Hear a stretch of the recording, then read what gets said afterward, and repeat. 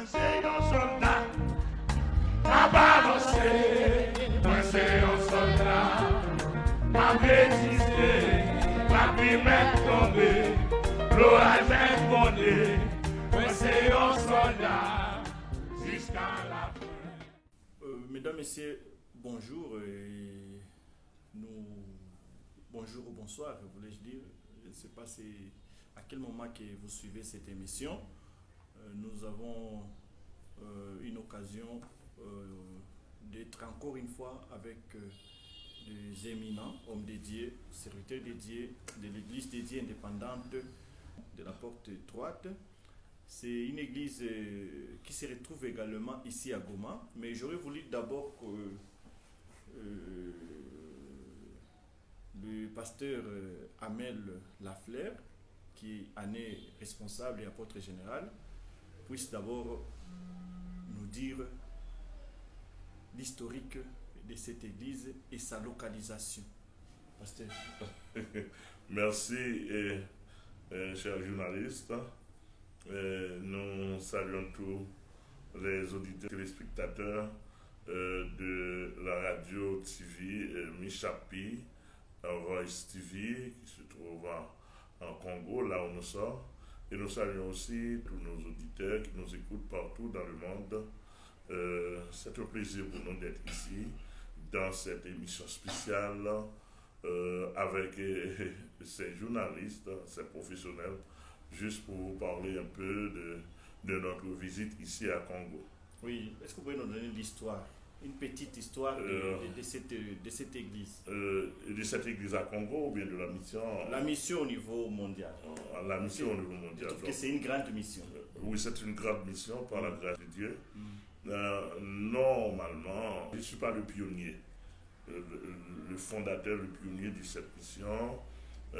C'est pasteur, mon fait père dans la foi, pasteur Pierre Agosta, qui s'est trouvé maintenant chez lui en Laos, auprès de Jésus-Christ, même 10 ans après sa mort, et selon l'orientation du Seigneur, il m'avait choisi pour lui remplacer, parce qu'il savait qu'il allait en son lieu. Donc il m'a choisi, il m'a consacré après sa mort pour continuer son œuvre. Et l'église se trouve où? Les sièges? Le siège se trouve en Haïti, principalement au département de l'Ouest, dans la commune de Delma, principalement dans la rue de Delma 33. Là, le siège central se trouve. Donc là, vous venez de l'Haïti. Vous êtes haïtien? Bien sûr, avec une équipe. Je suis haïtien, né d'Haïti. Et je suis avec une équipe, pasteur Grézy Vunet, qui est avec moi dans cette émission. Et nous allons tourner vers lui. Bien sûr. Donc, mon fait père, depuis 5 septembre 2014, après que nous avions eu une assemblée générale, l'assemblée générale, on a signé conjointement que je suis l'apôtre fonctionnel de cette mission de bilan. Oui, oui. Alors, pour un Congolais que je suis, j'ai du mal à comprendre qu'un Haïtien venir évangéliser au Congo. Qu'est-ce qui vous a poussé de venir évangéliser au Congo? Parce que je viens d'apprendre que vous avez une église ici, une représentation. Bien sûr. Et tous nos fils dans la foi sont des gens préparés. Là où ils peuvent s'y trouver, ils représentent Jésus-Christ. C'est une antenne pour Jésus-Christ et c'est une antenne pour la mission. Parce que nous les avons bien préparés par la grâce de Dieu. Ainsi, nous avons le pasteur James qui travaille dans une organisation étrangère, dans une ONG. Donc, pendant qu'il faisait son boulot socialement, professionnellement parlant, mais puisque sa nature est chrétienne, il partage l'évangile, il partage Jésus-Christ avec plusieurs qui acceptent Jésus-Christ, et par là, il ne peuvent les laisser dans les rues comme il les a trouvés. Donc, il les encadre. Il les encadre et là où il se trouve à Congo, il m'appelle pour me donner des rapports parce que je contrôle tous mes brebis qui sont ailleurs. Et il m'appelle pour me donner des rapports et à partir de là, il commence à rassembler et à continuer à prêcher, à rassembler les gens qui voulaient entendre le bon évangile parce qu'il y a aussi le mauvais évangile. Oui. Et donc ces gens-là se rassemblent, ils sont d'accord avec lui et par là, le ministère est fondé.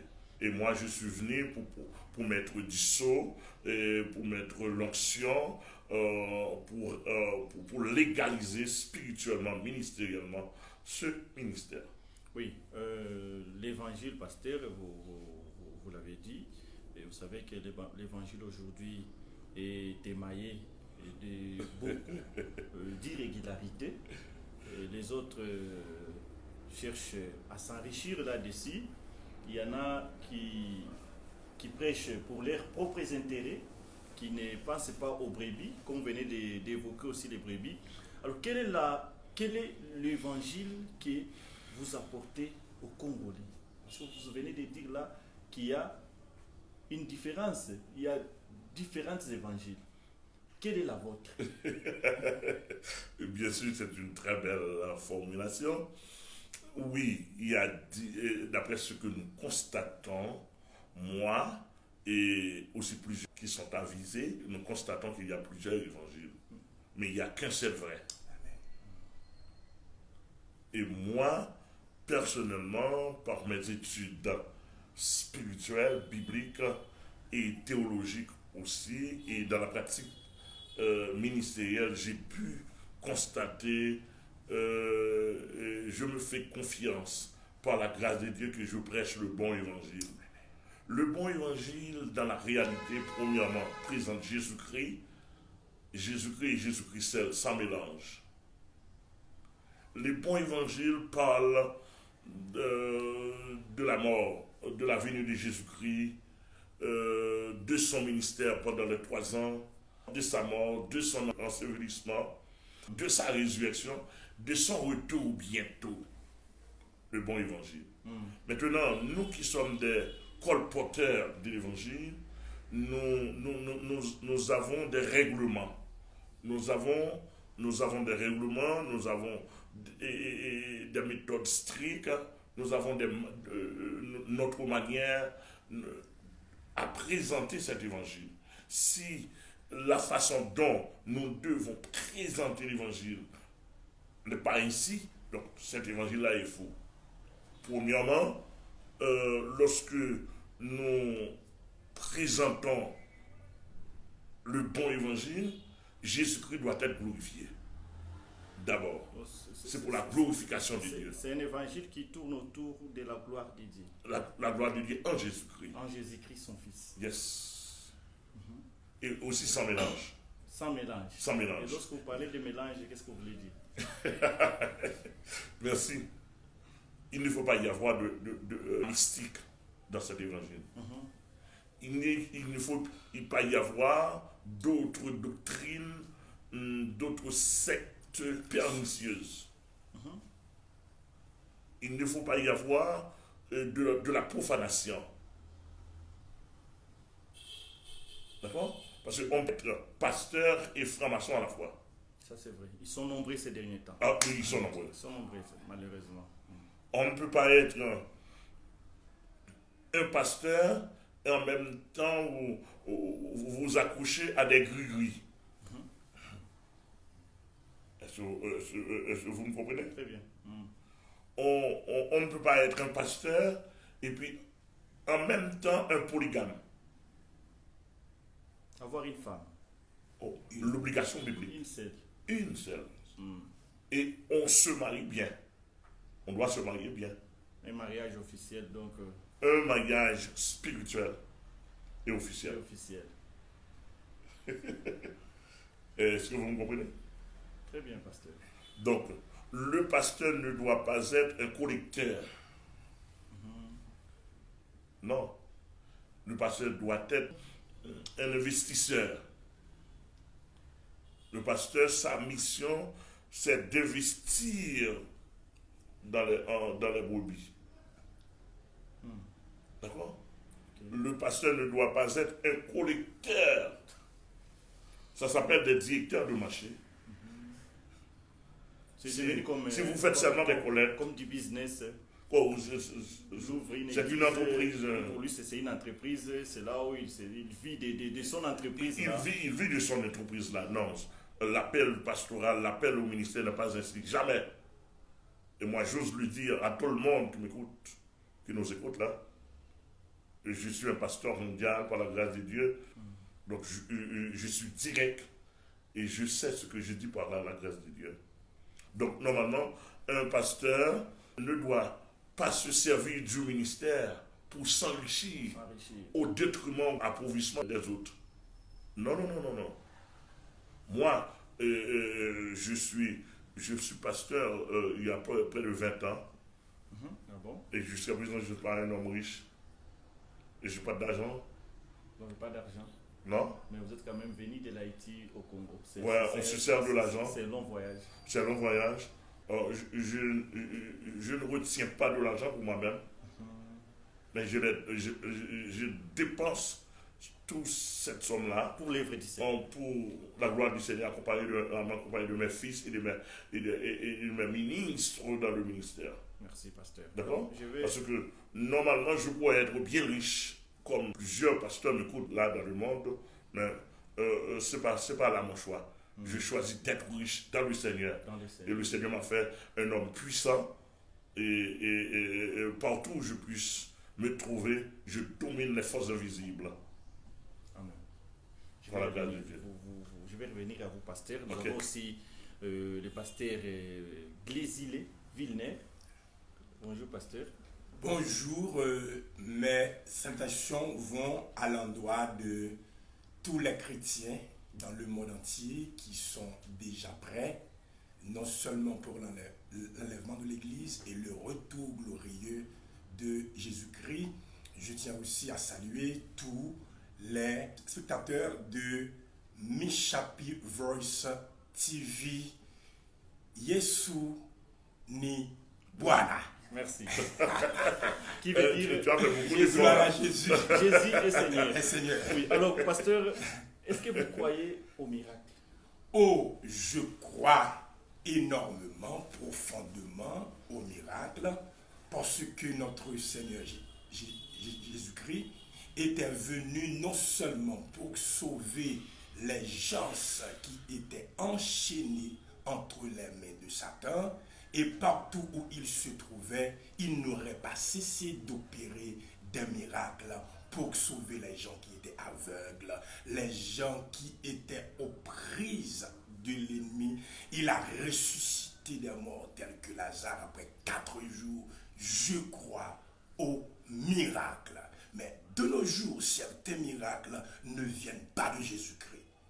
C'est l'ennemi qui incite certaines gens, communément appelés, entre parenthèses, leaders évangéliques, qui affichent des comportements qui laissent à désirer. Comme la Bible le dit, plusieurs viendront à mon nom. Est-ce que lorsque vous parlez que le miracle, oui, mais vous doutez de certains miracles? Yes. Pourquoi? Parce que pour opérer de tels miracles, il vous faut être en condition. Il faut être une brebis du Seigneur Jésus-Christ.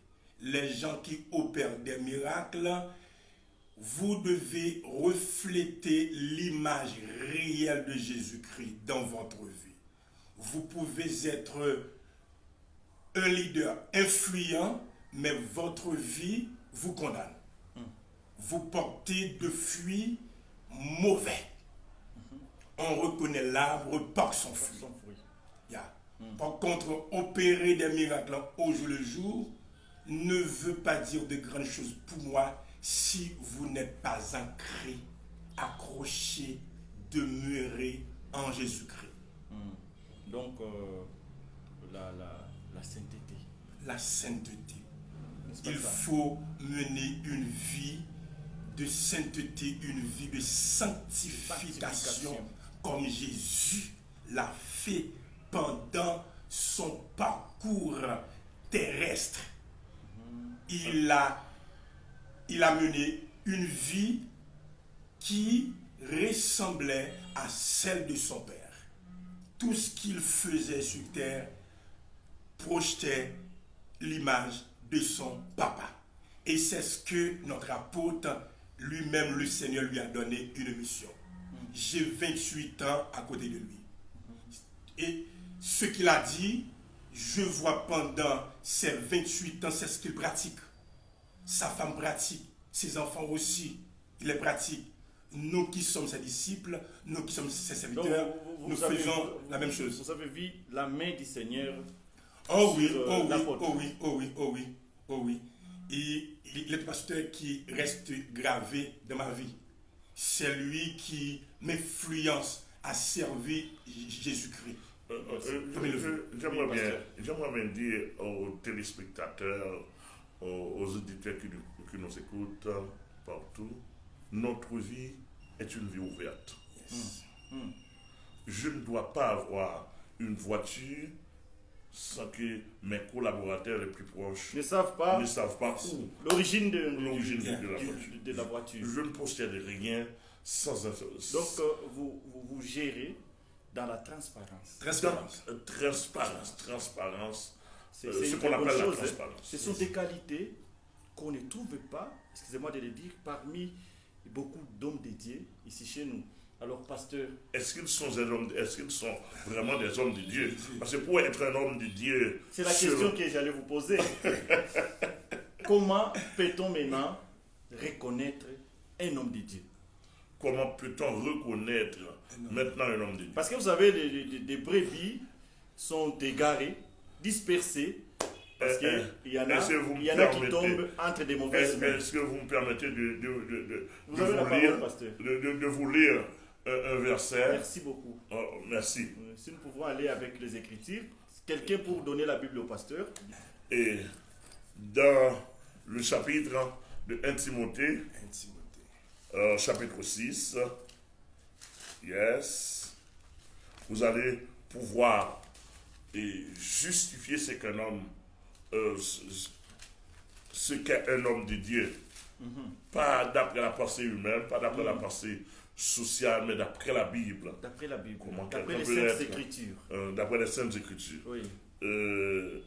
C'est 1 Timothée, chapitre 6. Oui. Pasteur Elisir. Oui. Est-ce que tu peux lire pour nous? Oui. Verset 11. Verset 11. Oui.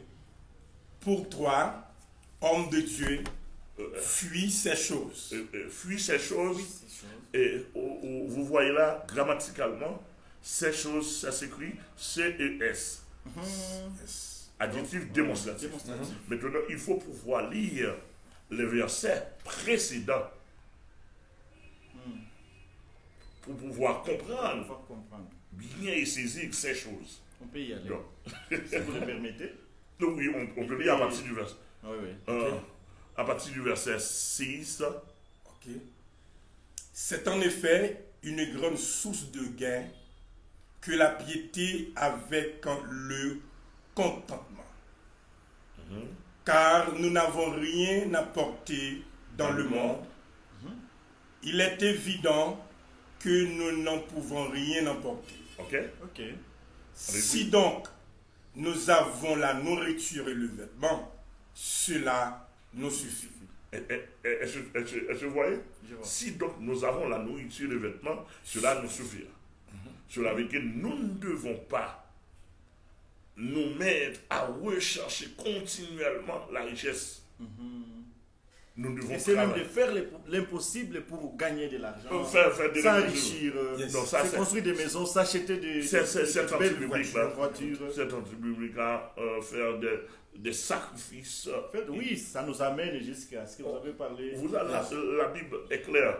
Continuez Mais, à lire. Ceux qui veulent s'enrichir tombent dans la tentation, Dans la tentation. dans le piège. Dans le piège du diable. et dans beaucoup de désirs insensés et pernicieux insensé et pernicieux. qui plongent les hommes dans la ruine Et et la- la perdition. Et la perdition. Ces hommes-là, Car l'amour de l'argent l'amour de l'argent, est une racine de tous les maux. wow, Et quelques-uns, en étant possédés, yes, se sont égarés loin de la foi yes, et se sont jetés eux-mêmes dans bien des bien des tourments. tourments. Je trouve que vous allez avoir des problèmes au Congo parce que les gens, qu'on se le dise, aiment la prédication qui tourne autour de la bénédiction, pasteur. Comment vous allez vous en sortir? Bon, je ne prêche pas l'évangile pour m'en sortir. Ah, vous êtes rare. Vous êtes une pièce rare alors. Hein? Je prêche l'évangile depuis 38, 39 ans. Je prêche l'évangile pour pouvoir me tenir auprès de Dieu et près de Dieu. Quoi que m'arrive, je dirais, je dis et je dirai toujours la vérité. Quoi qu'il m'arrive. Et dans la réalité missionnaire, biblique, spirituelle, je ne viens pas ici pour retourner à mon pays, pour retourner à mon ministère. Je viens ici uniquement pour accomplir la volonté de Jésus-Christ.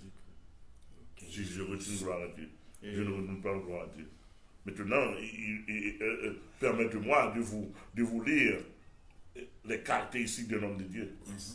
Allez-y. Pour toi, C'était ça la question d'ailleurs. homme de Dieu, fuis ces choses et recherche la justice. Homme de Dieu, fuis ces choses. 1. Recherche. La justice.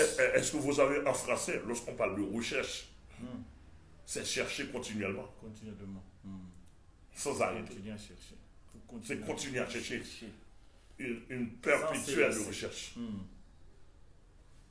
Alléluia. Amen. Homme de Dieu.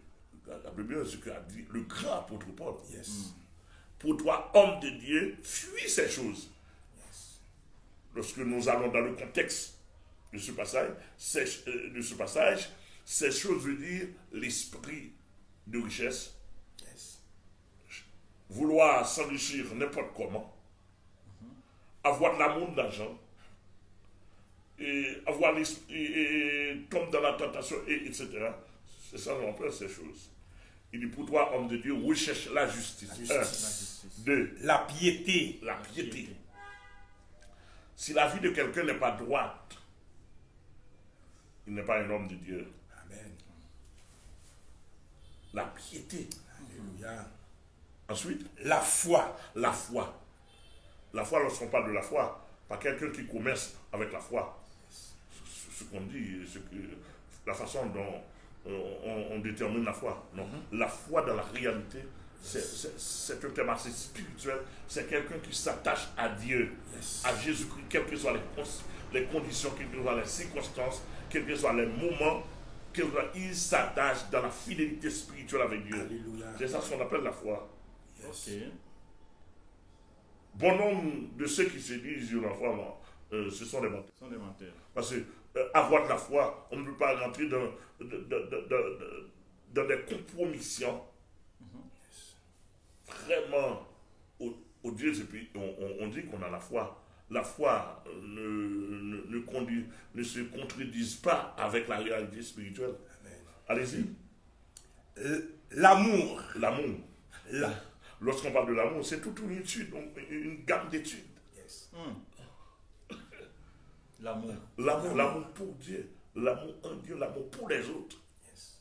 Comment quelqu'un qui est un ministre de Dieu, qui est riche, est vraiment riche, et puis ses fidèles sont pauvres, ses collaborateurs sont pauvres. Où est l'amour? Il s'enrichissait. Il s'enrichissait, Il s'engraisse. sans graisse, aux graisses des brebis. Je ne sais pas si le pasteur de Goma, Mukomunaskia, je vais parler en notre langue, hein, vous m'excusez. Ok? Mukomunaskia, maneno yenye huyu mtu wa Mungu konasema ni vitu vyenye viko ndani sana, viko Kilindi Nissan. Pasteur, ce sont des hommes comme vous que nous n'avons pas ici, chez nous. Là, il faut que je vous annonce déjà que des paroles comme ça, j'ai entendu il y a longtemps. Il y a longtemps que j'ai entendu de telles paroles. Un pasteur qui dit qu'il n'a pas besoin de s'enrichir. La Bible me le dit. Yes. Mais la si Bible ne t'oblige pas non plus de ne pas être riche. Ne t'interdit pas. Mais après Jésus-Christ, après une vie de piété, donc après une la vie richesse droite. est au second plan. Absolument. Absolument. Je ne condamne pas, je ne hais pas, et je ne m'oppose pas à la richesse. Et la richesse doit être justifiée par la spiritualité, par la Bible. Sinon, on est agent du diable, on est fils du diable. Parce que quand on commence à faire de l'argent, quels que soient les lieux dans le monde, Satan vient directement vient négocier avec ce quelqu'un-là. L'amour de l'argent.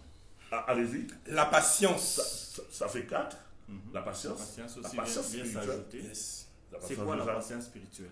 La patience spirituelle, c'est une grâce, c'est une capacité de pouvoir attendre, accomplir au temps opportun les promesses de Dieu. D'accord? Les promesses de Dieu dans la souffrance. D'accord? D'ailleurs, on parle de la patience, c'est lorsqu'on est dans des situations difficiles. On peut parler de la patience. Lorsqu'on est dans une situation désastreuse, chaotique, on peut parler de la patience. Le cas de Job. Le cas de Job. De Job et de plusieurs autres. La douceur. La douceur, ça fait 6. La douceur. Douceur, c'est quelqu'un qui est aimable, c'est quelqu'un qui est sobre. La douceur est synonyme de la sobriété. Quelque peu, lorsqu'on est un homme de Dieu, tu dois être une référence socio-spirituelle, économique, une référence psychologique. Lorsqu'on te voit, on voit la vie. Amen. Alléluia. Amen. Lorsqu'on te voit, ta présence influence les autres à vivre en Jésus-Christ. D'accord? La douceur, c'est la sobriété. La sobriété, l'humour spirituel. Il y a l'affection, il y a la compréhension. Tout cela fait partie de la douceur. Quelqu'un qui vit auprès de toi, ou bien près de toi, doit sentir la vie en lui-même. Combat le bon combat de la foi. Saisis la vie éternelle. Il y a 9 points là. S'il n'y a pas de trouble, il y a 9 points qui caractérisent un homme de Dieu d'après 1 Timothée chapitre 6. Donc, 1 Timothée chapitre 6. Pasteur, nous sommes presque à la fin.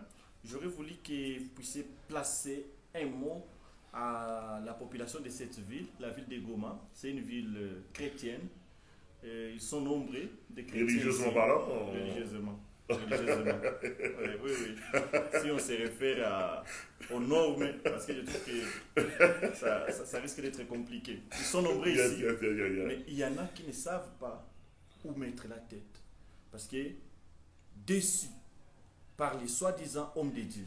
Là, je suis clair. J'aurais voulu que vous puissiez vous placer un mot à l'endroit de ces gens dans le 2 minutes qui nous restent. Normalement, je suis venu, ou bien nous sommes venus ici à Goma pour porter plus d'éclairage.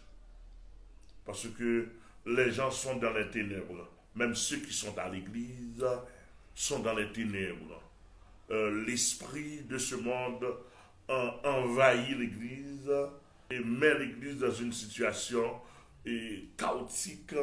On ne sait pas vraiment à qui on peut faire, à qui on peut se confier en quelconque. Donc nous sommes venus ici, premièrement pour la gloire de Jésus-Christ, deuxièmement pour aider les pasteurs à découvrir la réalité du vrai évangile, et deuxièmement pour aider tous les habitants, tous les résidents, la population de Goma. Parce que bon hommes sont captifs par le monde invisible.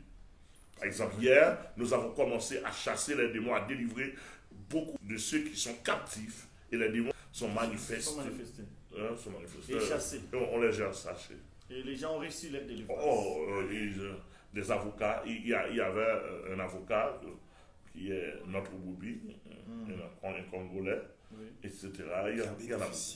Il a bénéficié de toutes ces choses-là. Et pour ceux-là qui ne savent pas l'adresse, comment vous trouvez? Nous avons notre référence ici, c'est le pasteur James. Les coordonnées également. Il va nous donner ça, parce que je n'ai pas l'adresse en tête là. Merci beaucoup. Pasteur, je vous remercie parce que nos minutes sont épuisées. Nous étions avec l'apôtre Amel Lafleur. Il est l'apôtre général de la mission Église dédiée indépendante de la porte étroite. La porte étroite, Moulango Mwembamba. Je trouve en Haïti. Il se trouve en Haïti, il croit il va nous bouiller tout. Mais aussi ça, si la clinique va toquer en bas, il disait que vous venez de très loin. Très loin. De l'Haïti. Nous avons beaucoup dépensé pour venir ici. Et nous n'avons pas fait difficile. Parce qu'en Jésus-Christ, tout est à Jésus-Christ, tout est pour Jésus-Christ, tout est pour la gloire de Jésus-Christ. Pas de déficit. Merci beaucoup. Merci.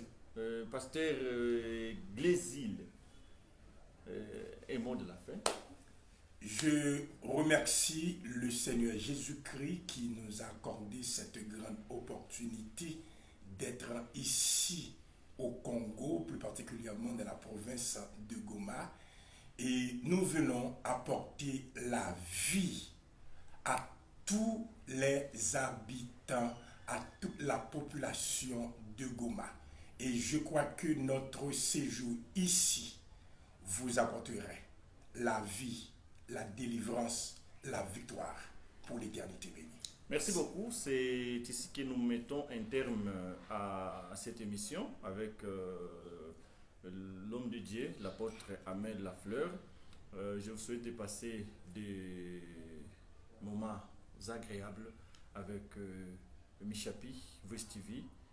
Pour ce qui est de coordonnées ou de l'adresse de l'église Médip ici à Goma, vous pouvez lire sur la bande d'annonce. Merci beaucoup.